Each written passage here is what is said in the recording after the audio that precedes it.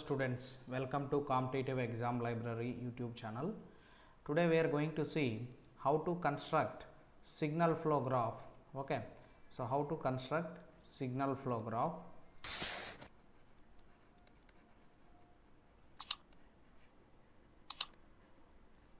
for electrical networks. See, sometimes they will give the electrical networks. For these electrical networks, you have to construct the signal flow graph. For that purpose, there is some procedure will be there. So, first you have to identify the elements or variables. So, identify, first step is identify the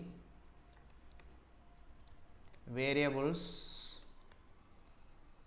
in the given electrical network, So, first of all, you have to identify what are the variables are given in this electrical network. So, I am going to explain the signal flow graph for the electrical network by considering one example problem which is asked in the previous papers. So, let us see how to solve this problem. See, here first step is you have to identify the number of variables are given in the problem. So, just I am identifying, just also I am assuming here there is some terminal voltage will be there, that is V1, then you will have one current I1 is also there, you have one more current I2 will be there.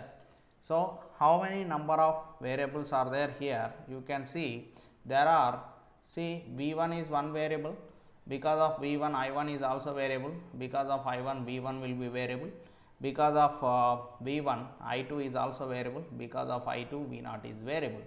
So, there are some different variables are there in the given network. So, after this step, then what you have to do? You have to see, redraw the network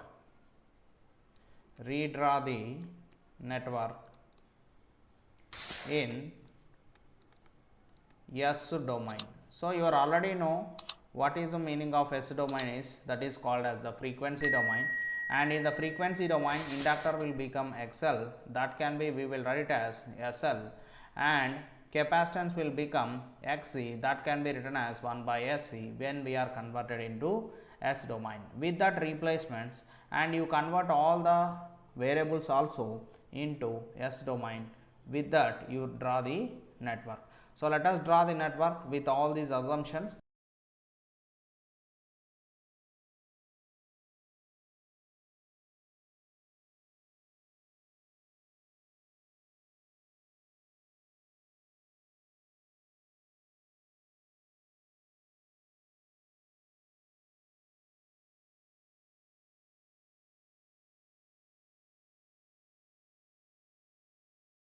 You already know what are the, now we have drawn the network in the S domain, all the replacements.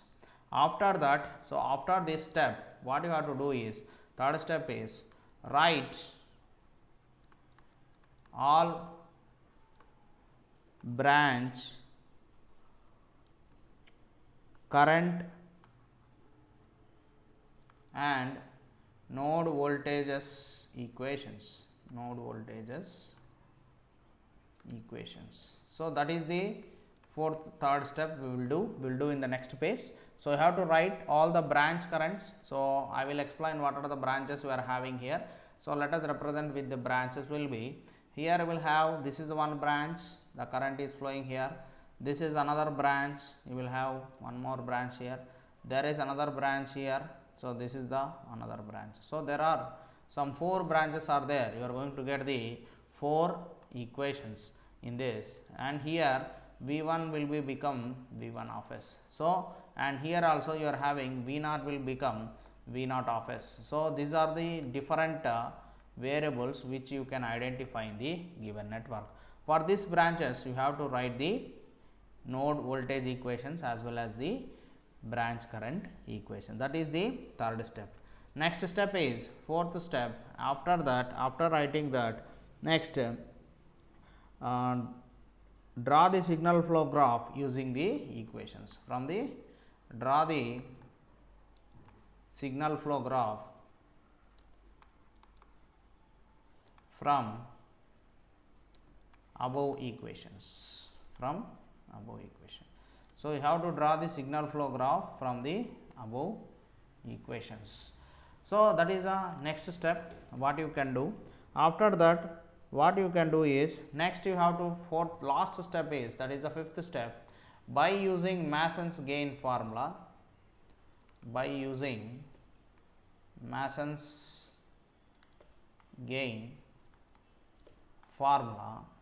find transfer function. So, this is the find the transfer function. You already know how to use the Mason's gains formula and how to find the transfer function. So, by using the Mason's gain formula, you can find the transfer function. Let us write that individual branch current equations. So, first we will write this branch. Okay, first we will write this branch current. What is the current flowing here? It is I1 of s. Let us write that as I1 of s is equals to, we can write is equals to Vi of s minus V1 of s divided by R1, and you separate this term so that you can write in the form of cause and effect Vi of s plus minus 1 by R1 into V0 of s. This is the equation number 1. That is the for branch. Next, if you write the node voltage here, if you write this node voltage, then we can write it as, what we can write here, the node voltage will be, so V1 of s is equals to, what we can write, that is I1 of s minus I2 of s into 1 by Cs. That is the second equation. That can be converted as 1 by Cs into I1 of s plus minus 1 by Cs into I2 of s. This is the equation number 2 you can write. Next, after that you can write this another branch, it is the another branch with respect to R2. If you write that equation, what it will become, that is I2 of s is equals to, we can write as V1 of s minus V0 of s divided by R2. So, that is also can be separated 1 by R2 into V1 of s plus of minus 1 by R2 into V0 of s. So, we are writing in the form of cause and effect. Next one is fourth equation is this branch. So, we can write, that is the fourth equation will be V0 of s is equals to, what we can write, that is I2 of s into SL. So, this is the equation number 4. After writing the equation number 4, what you have to do? You have to draw the signal flow graph. So, let us draw the signal flow graph.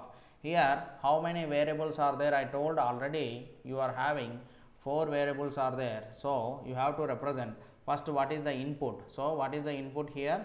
That is V0 of s is the input and V0 of s is the output, Vi of s is the input. So, let us first identify those two. So, first I will keep those two things, that is Vi of s and V0 of s. First we will write Vi, we will write with another pen.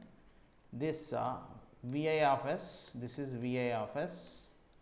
Next is, this is the V0 of s. So, after writing that, so next you identify, because of Vi of s you are getting what? I1 of s. Because of I1 of s in the middle you are having V1, then V1 of s, after that you have I2. Let us identify all these things, that is V1 of s. Next, here first you are going to get I1 of s. So, what is this? I1 of s into, that is after that you are getting V1 of s, which we are assumed. Next you are getting I2 of s, right. Now, after drawing this, after identifying the nodes, now draw the signal flow graph. So, first I will write with I1 of s. For I1 of s you are getting 1 by R1 from the, so let us write that, that is 1 by R1 from the V1 of s. Next, minus 1 by R1 from the V0 of s. So, here this is V1 of s, this is here it will be V1 of s, it is not Vi, forgot.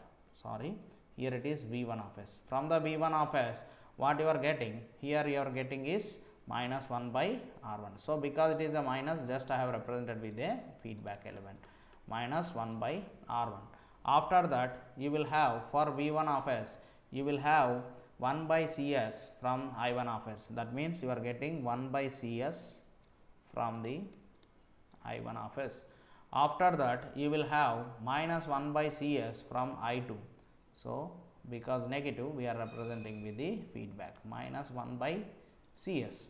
Next, for I2, you are getting 1 by R2 from V1 of s. That is what we are representing here, 1 by R2 with from the V1 of s. After that, you are getting minus 1 by R2 from the V0 of s. So, minus 1 by R2 from the V0 of s.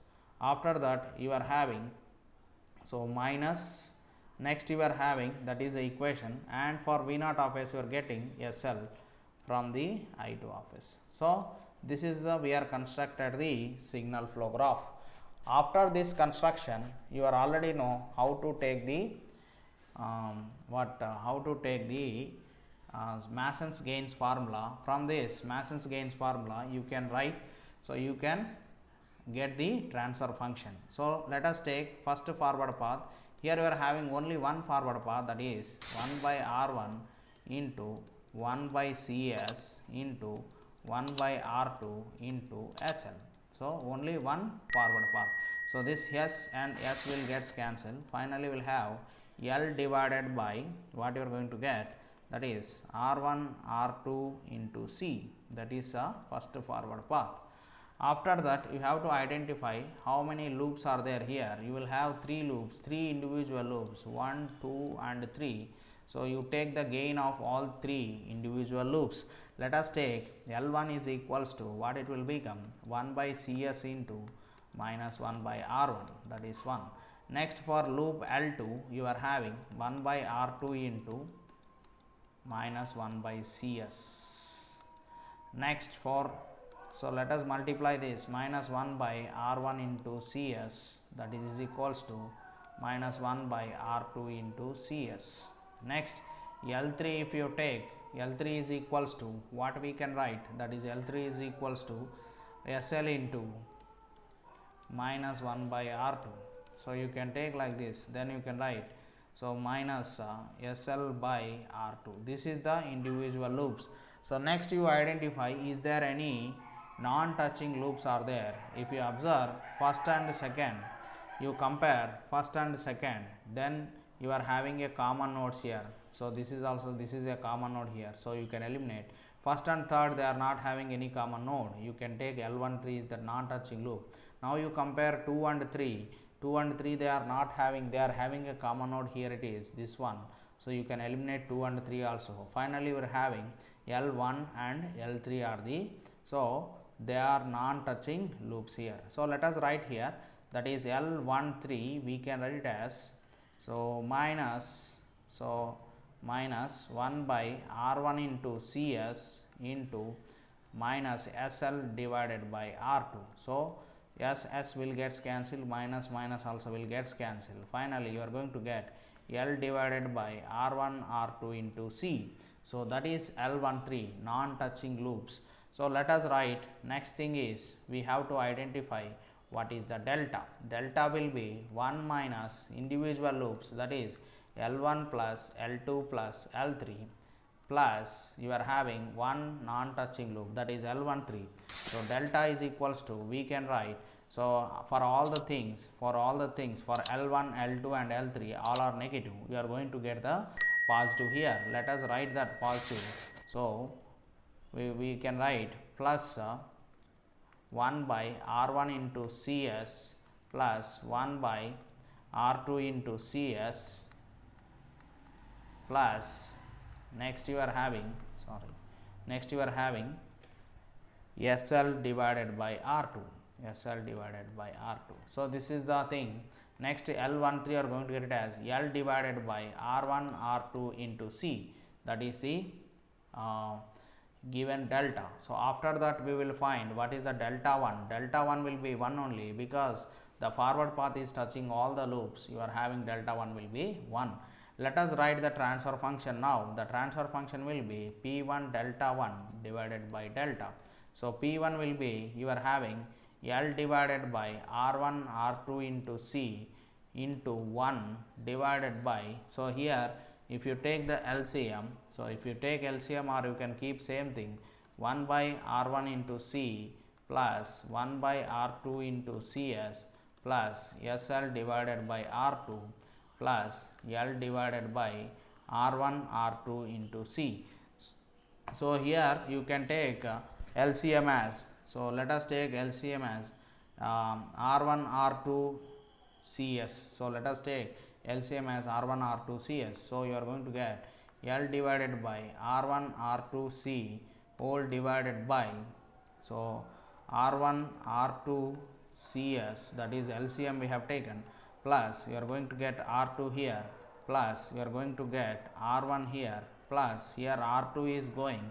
So, if R2 is going means remaining thing you are going to get here, that is S square LC R1. So, that is plus, next you are having R1 R2 into SC, you are going to get SL here whole divided by, so what you are going to get, R1 R2 CS. So, R1 R2 CS. So, here you are getting cancelled, that is so SL divided by, so you are going to get R2. So, that is there. So, this is the, so in the denominator also this this one and will gets cancelled, and final answer I am writing here. Transfer function will be SL divided by R1 R2 CS plus R2 plus R1 plus S square LC R1 plus SL. So, this is the overall transfer function of a given electrical network. Like this you can solve your problem. That's all in this video. If you like this video, please like, share and subscribe the channel. So, if you have any query, please make comment in the comment box. Thank you very much.